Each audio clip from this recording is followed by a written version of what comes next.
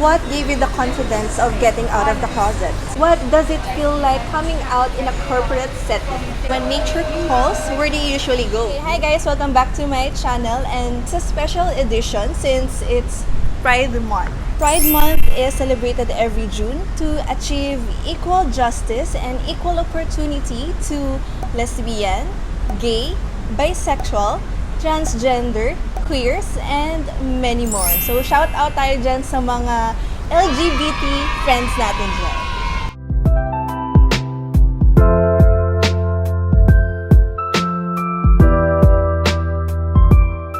I'm really grateful that a friend of mine, my boss lady, gave us the opportunity to share with us her transgender journey. From suit and ties to slits and heels. So let's welcome Angela. Hi Angela, Hello. Welcome to my vlog, and I'm so grateful that you've agreed to this, gimmick of mine. Thank you so much. For the first question, how did you find out yourself that you're a transgender? It was very hard. I grew up before the internet. Literally in the 70s, there was nothing, there was no reference point. You feel different. Why do I feel different?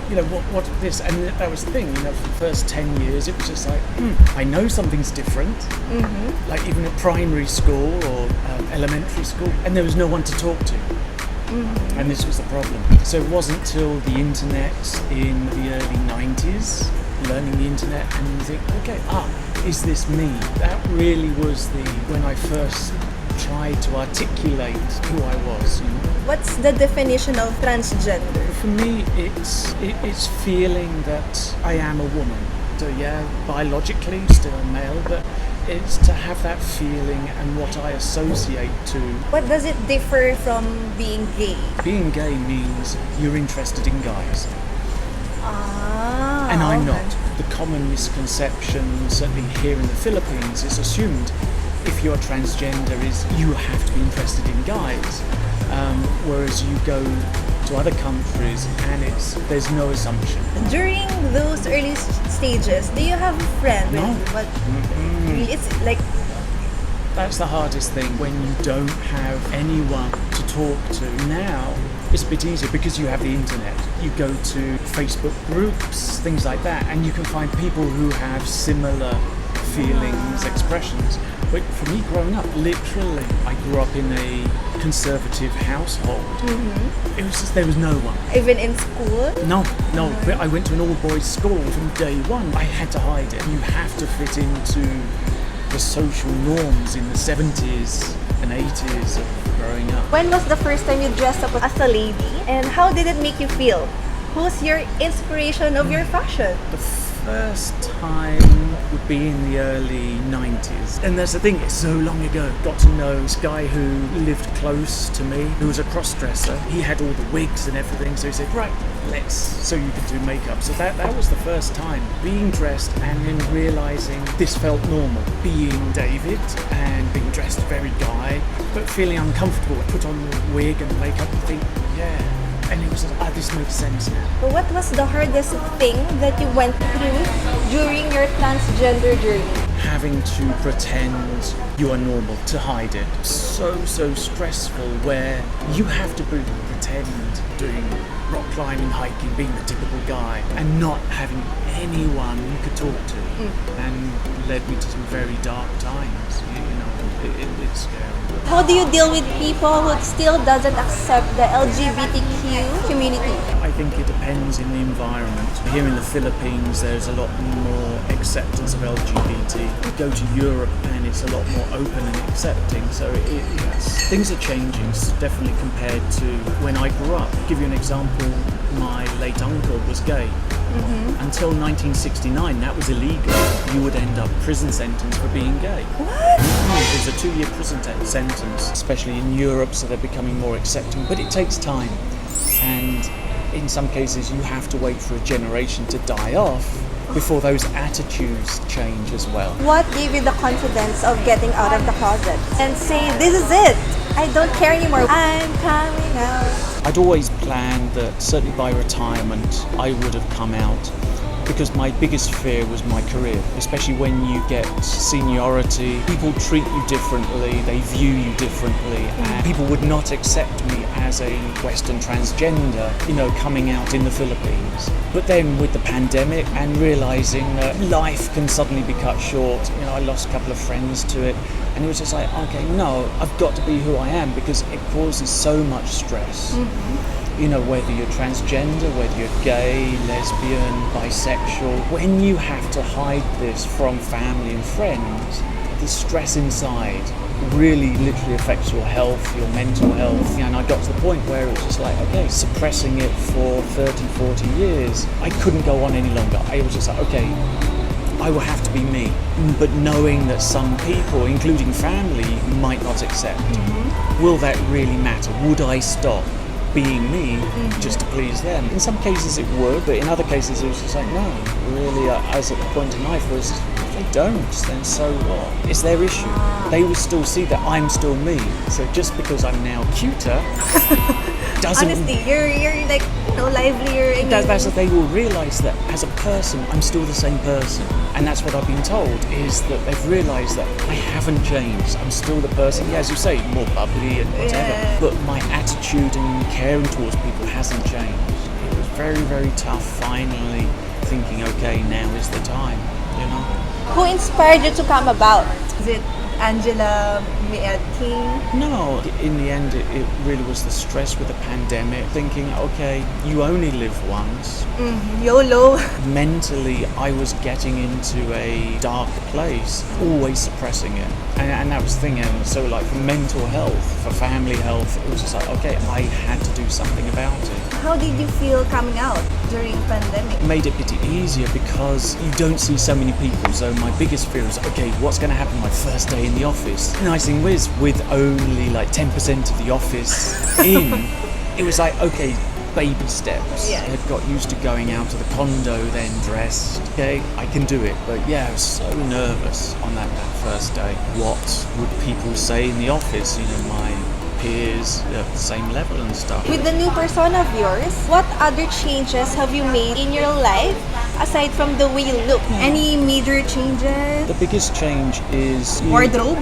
Yeah, well, that's the thing. You should see my wardrobe. It's so many dresses like this from the same dressmaker.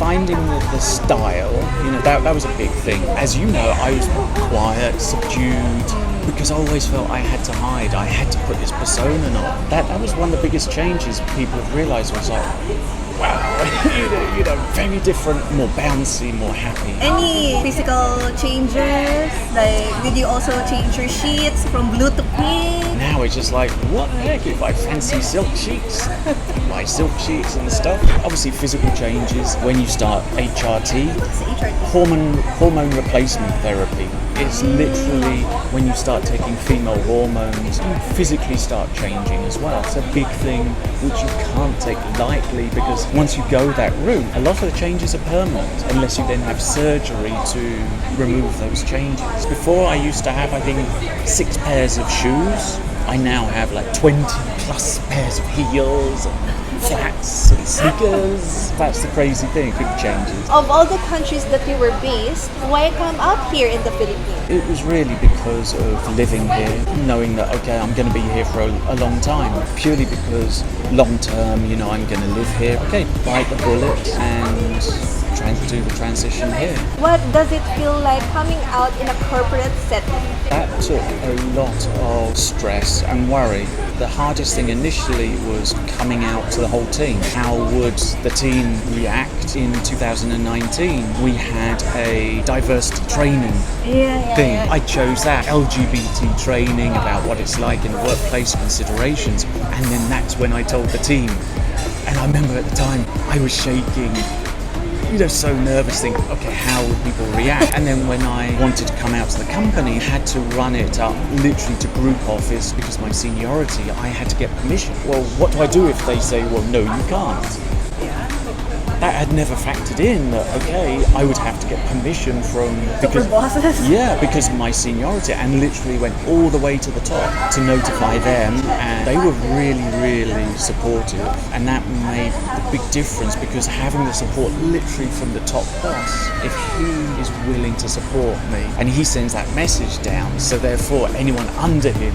Support. That's the thing. He said that this made the company prove that what they say... Walk the talk, right? It is for the company to prove that we are LGBT friendly. I know I shouldn't be asking this, but when nature calls, where do you usually go?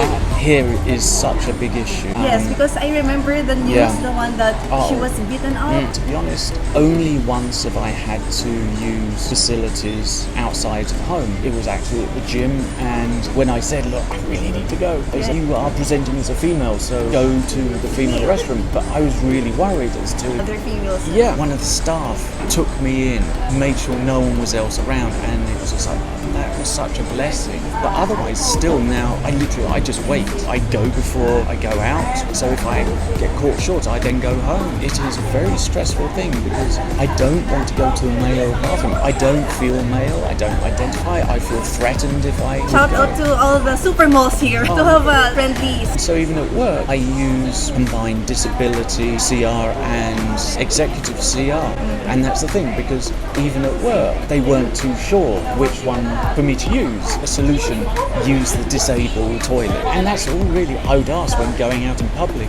Let me use the most comfortable. Women feel threatened because you might rape them. It's just like, no way. Transgender are perverted. We aren't. We just want to... Use the CR. It really is. No interest in anything else. And the thing is, they say, about transgender, but what about lesbian? There's more threat from a tomboy, more interested in the girly girl. But that never comes up, We really need a rainbow restroom.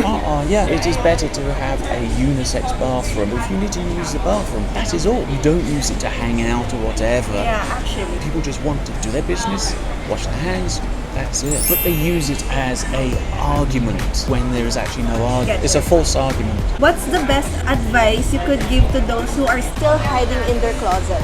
Really plan, knowing that I want to go full time. I really meant to be Angela and wanting to do surgeries, to go on hormones. When it came to it, I'd already thought it through. And even when I spoke to psychologists where you have to do that for some medical procedures, they said they could tell I had really thought through the pros and cons. How would I tell my family? How would I tell my colleagues? What would I see as the issues? Really got to think it through, honestly, because you only live once. It should not stop you, especially when from experience it can so mess up your mental health. It's not worth causing that sort of issue and I've known people commit suicide over it. Just think it through, talk to someone as well.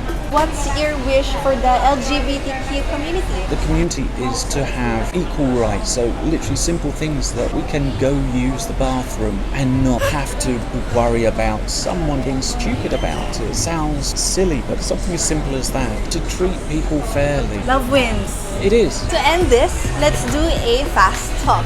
Something fun, questions, if it's okay with you, madam. Okay. Coffee or tea? Coffee.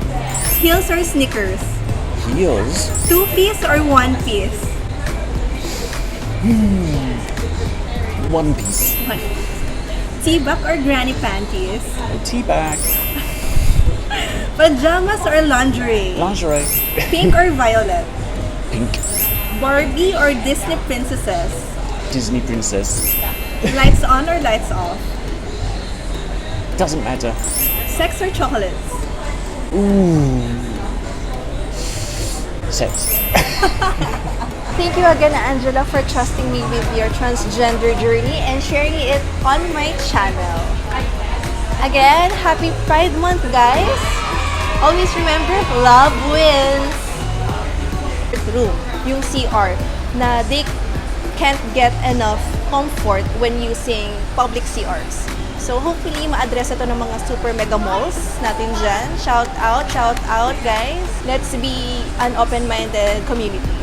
So please comment down below kung ano pa yung mga gusto nyong topic or kung nagustuhan nyo man yung topic na to, please give me a thumbs up. And kung ano pa yung mga questions nyo, maybe we can do another vlog session with Angela. So just please comment down below.